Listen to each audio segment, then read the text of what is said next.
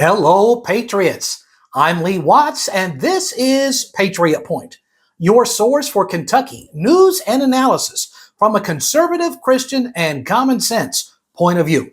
Well, this week we're going to be asking what in the world is going on with some of our senators up there in Washington, D.C. Last week we were talking about Kentucky Senator Mitch McConnell and how he had had either a stroke or a seizure or a conniption, whatever you want to call it, some kind of an episode just showing how incredibly fragile his health is.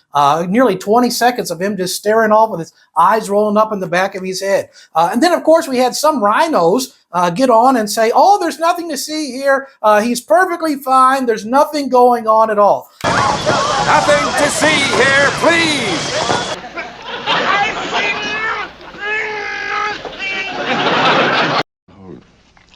I see nothing. Yeah, these rhinos acting like there's nothing going on here, nothing to see, despite what we saw with our own eyes. Well, this week we're going to be looking at what is going on with Kentucky's other national level senator, Senator Rand Paul. Just this past Wednesday, the Republicans up there at the National Senate had come up with a measure that says we want to create an audit office to audit all of these billions of dollars that we are sending to Ukraine, which sounds like a good idea to me. We have sent more than $100 billion to Ukraine in aid in the last year or two. So they took a vote on this, and they were able to, the Democrats got together and were able to defeat this Republican measure to say we're going to audit all of this Ukrainian aid that we've been sending. Now, of course, some people joined with the Democrats in defeating this idea of creating an auditing office. One of the people who joined the Democrats was the independent Bernie Sanders, no real surprise there. And the other person who joined Bernie Sanders and the Democrats was Rand Paul. Yes, the Kentucky Republican Rand Paul voted with Bernie Sanders and the Democrats against the conservative Republicans to kill a measure to say, hey, we want to audit all this money going over to Ukraine.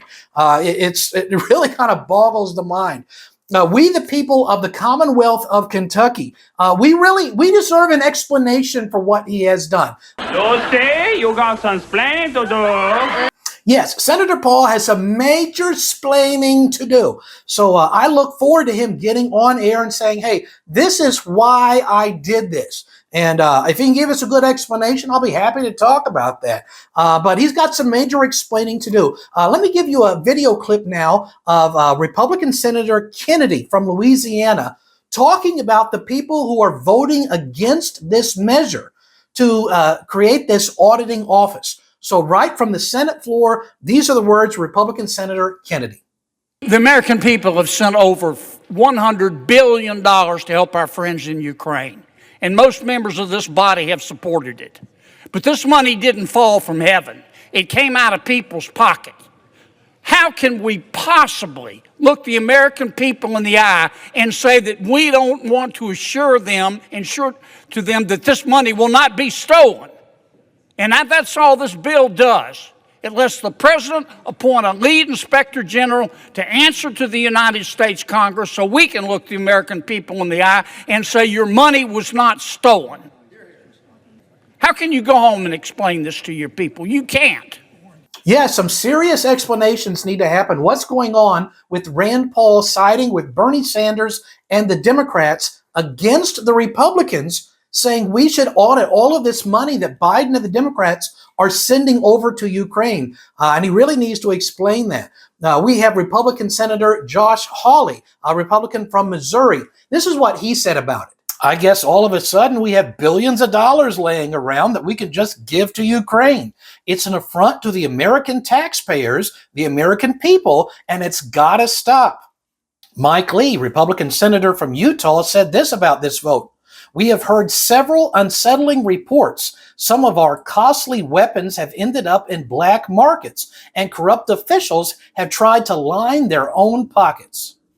With all this in mind, you know what it sounds like to me? Sounds like we ought to create an office to audit all of these things. It's really just a slap in the face to American taxpayers to actively oppose measures to say we're going to be auditing this and we want transparency on how our money is being spent. Who can say amen to that right there? Let the church say amen. Amen. Think about this. Here in the last year or so, Biden and the Democrats have said they're going to be hiring 86,000 new IRS agents to audit you, the American people, the middle-class Americans. They want to go through all of your numbers saying, hey, what have you been spending? But they're not going to audit $113 billion that we've sent over to Ukraine. Republican Senate candidate from Ohio, Mr.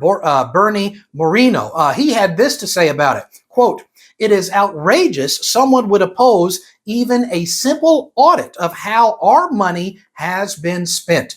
End quote. And he's correct. This is really all this money going over to Ukraine. I think this is the biggest money laundering scandal, scheme, whatever you want to call it, in all of American history. And we're watching it right before our eyes. And when the people said, we want to audit it, this is who voted against it. And just this past Tuesday, Biden just approved an additional $400 million to be sent over in addition to what we've already done in Ukrainian aid. First of all, I think we ought to put America first, and all this money ought to be spent for ourselves and securing our own border instead of sending money to this corrupt organization to try to secure those. So this is just some of the big news this week. We've got another big news story. But before we get to our second story this week, I want to mention this week's sponsor. This week we are sponsored by the novel, The Coming One. It's a story about a plot to eliminate cash and go to a central digital currency, the path to total government control. It's a wonderful action-adventure spy novel. I hope you'll really enjoy it. You can get it on Amazon.com, or I'll put a link in the description of this video where you can get the novel, The Coming One. Now, the other big news we have for Kentucky this week has to do with the Commissioner of Education.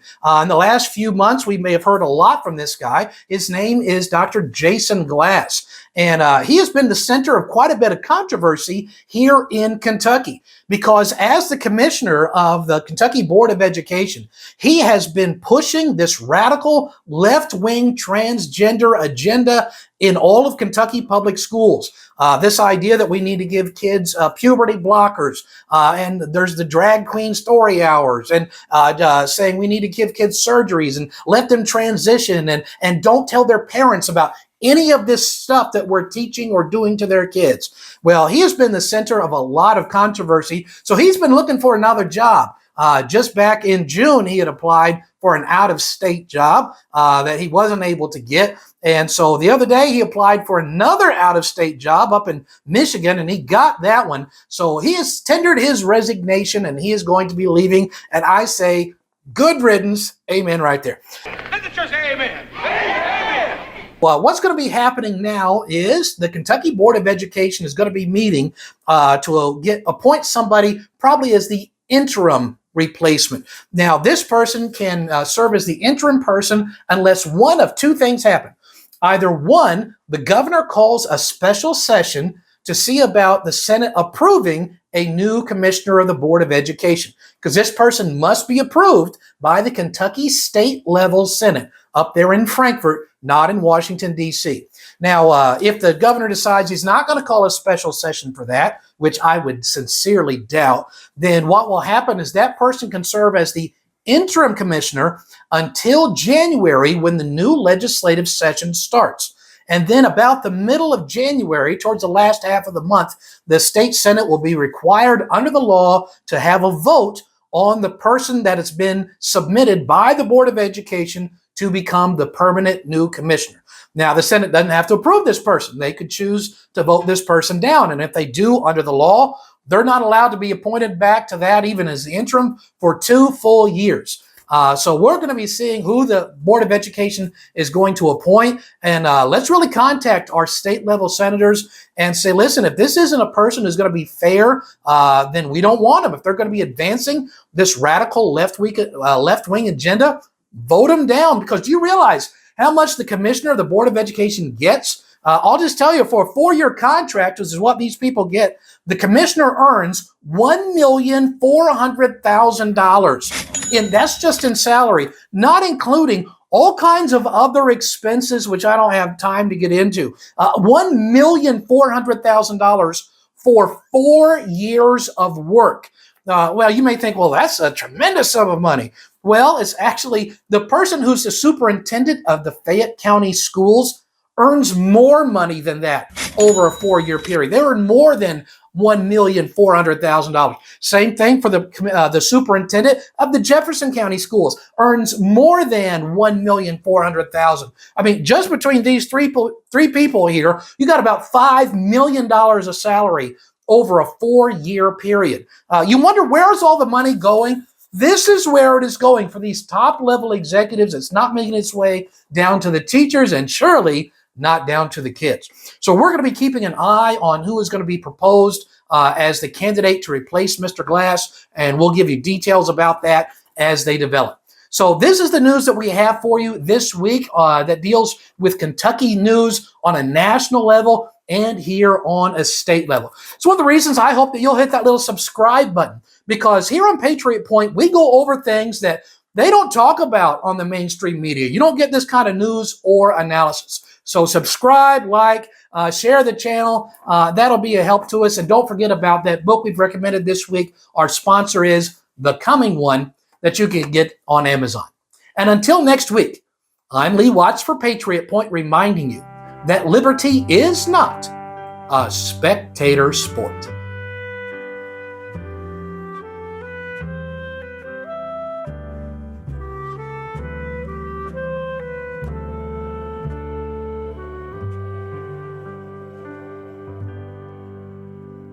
Let the church say amen. Amen.